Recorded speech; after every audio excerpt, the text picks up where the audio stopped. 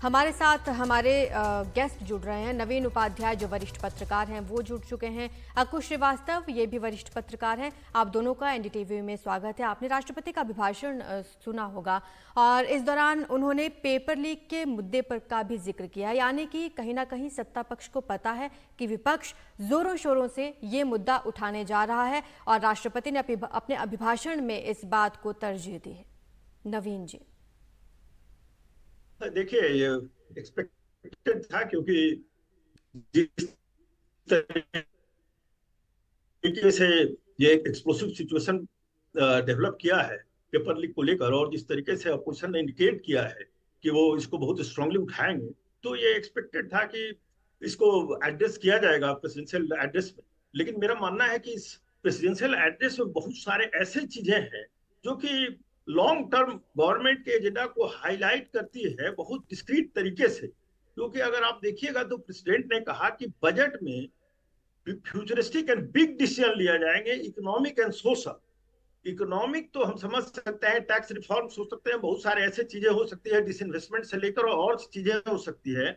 लेकिन जब प्रेसिडेंट ये कह रहे हैं कि बहुत सारे सोशल डिसीजंस भी लिए जा सकते हैं गवर्नमेंट के द्वारा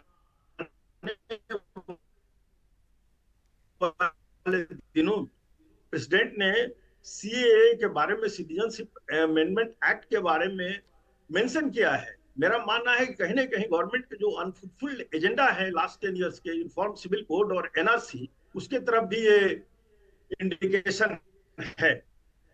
और इस बजट में अगर आप देखिएगा तो इस पूरे इलेक्शन के दौरान, इस स्पीच में पूरे इलेक्शन के दौरान जो 5-6 चीजें एड्रेस अपोजिशन के द्वारा की गई थी, हाईलाइट किए गए थे, जैसे अग्निवीर स्कीम, डेमोक्रेसी पर जिस तरह का अटैक है, कॉन्स्टिट्यूशन पर जिस तरह का अटैक है, इलेक्शन कमीशन पर गवर्नमेंट के द्वारा अटैक है, इन सब सारे चीजों पर गवर्नमेंट ने, प्रेसिडेंट ने बहुत ही स्ट्रांग स्टैंड लिया है। और जिस तरीके से इमरजेंसी को हाईलाइट किया गया, इस बात को शो केस करने के लिए कि अपोजिशन एक तरफ डेमोक्रेसी पर अटैक की बात कर रहा है और कांग्रेस की गवर्नमेंट ने ही इमरजेंसी लाई थी, तो ये सारे चीजों को जिस पर अपोजिशन एग्रेसिव रहा है, प्रेसिडेंट ने उन सारे चीजों को इस रिफ्यूट किया।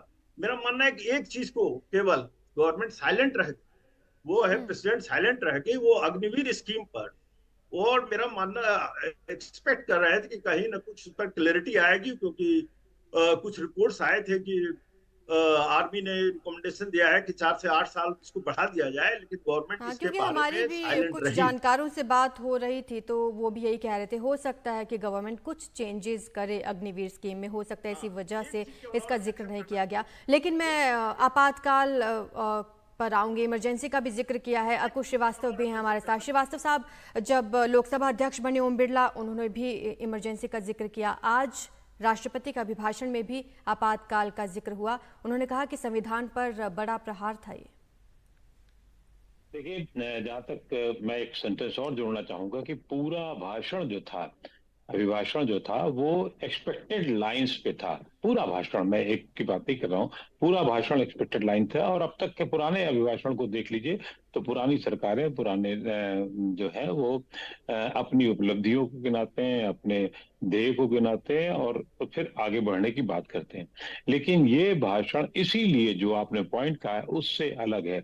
वो इसलिए अलग है कि सरकार को पता है जिस संविधान शब्द की वजह से उसको काफी नुकसान पिछले चुनावों में हुआ है, और जिस संविधान शब्द को आने वाले दिनों में विपक्ष जोर शोर से उठाएगा, राहुल गांधी अपने गुटखा संस्करण को, उसको संविधान को लेकर के बार बार बात करेंगे, दिखाएंगे और उसकी प्रस्तुति बार बार होगी, तो सरकार ने पहले से ही उसको काउंटर करने की योजना बनाई। और इसका हमने परसों कल देखा, जब लोकसभा अध्यक्ष ने आपातकाल का को लेकर के एक प्रस्ताव करा, जो अब तक के इतिहास का सबसे बड़ा प्रस्ताव संविधान में पेश किया गया था। और उन्हें ये पता है, देखिए सरकार को पता है कि इन दो बातों को लेकर के बहुत सारी बातें होंगी, नकल को लेकर के होगी, बेरोजगारी को लेकर के होगी, अग्निवीर को लेकर के होगी आने वाले दिनों में।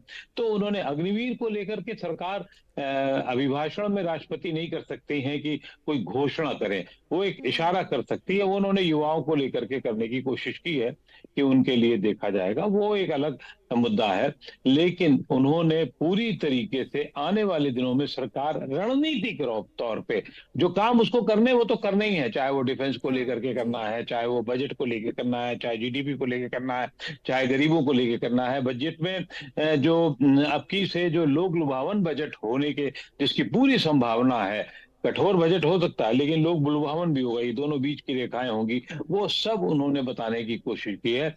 और आपातकाल का उल्लेख सिर्फ इसीलिए किया है क्योंकि अगर विपक्ष संविधान शब्द का इस्तेमाल करता है तो सत्ता पक्ष के पास एक आपातकाल का आपातकाल शब्द बड़ा है। वीटो शब्द है जिसको वो बार बार इस्तेमाल होगा। और मुझे ऐसी आशंका है, उम्मीद तो नहीं कह सकता हूं कि अगले 5 सालों में संविधान और आपातकाल ये दो शब्द आपको हर सत्र में, हर बार सभाओं में और मौकों पर जहां कुछ अच्छा बुरा होगा वहां ये शब्द इस्तेमाल होंगे। इसलिए हम सबको भी उसके लिए तैयार रहना होगा। लेकिन राष्ट्रपति ने बहुत प्रेम से, बहुत सहजता से पूरी बात को समझाया और आगे को एक तरीके से उसमें ये भी था, विपक्ष से उम्मीद थी या उनसे अपील थी कि वो एक राष्ट्र के निर्माण की दिशा में ज्यादा काम करें तो ज्यादा अच्छा होगा। और ये उन्होंने जनता को भी बताने की कोशिश की कि हम लोग पॉजिटिव काम करना चाहते हैं,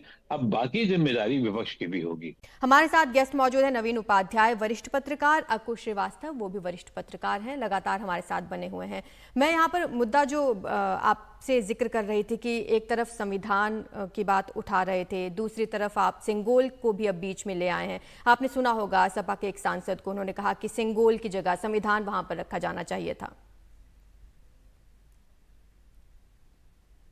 नवीन जी, ये देखिए, ये पिछले साल से ये इस पर कंट्रोवर्सी चल रही है सिंगोल को लेकर, क्योंकि समवेयर ये देखा गया था कि इसको इंटरप्रेट किया जा रहा था कि ये बीजेपी के द्वारा और प्राइम मिनिस्टर के द्वारा एक कोशिश है कि तमिलनाडु स्पेशली साउथ इंडिया में पेनेट्रेट किया जाए। और चूंकि नेहरू जी को ये सिंगोल भेंट किया गया था तमिलनाडु के एक शेयर के द्वारा, तो ऐसी स्थिति में उस रूप से देखा जा रहा था।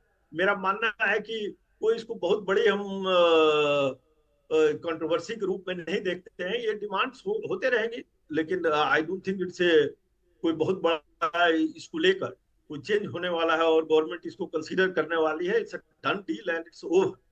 लेकिन देखिए, जो इस बजट, इस स्पीच में जो इम्पोर्टेंट बात है वो बहुत हल्के से टच करके चले गए हैं। मेरा मानना है कि जो प्रेसिडेंट ने कहा है कि सम बिग सोशल डिसीजंस, वो एक जो लाइन है वो समवेयर आई थिंक क्योंकि देखिए दूसरे डिसीजंस कुछ हो सकते हैं,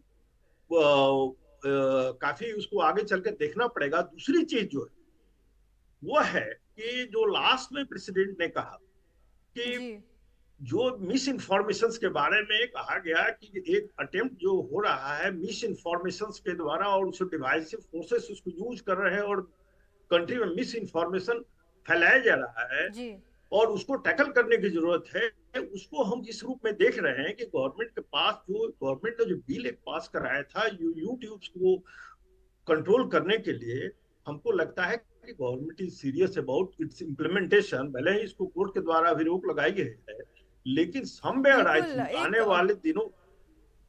वाले दिनों में देखना होगा कि किस किस मुद्दे पर सरकार काम करती है, क्योंकि ये जो रोड मैप है पूरा, ये बहुत वास्ट मुद्दा है डिस्कशन के लिए।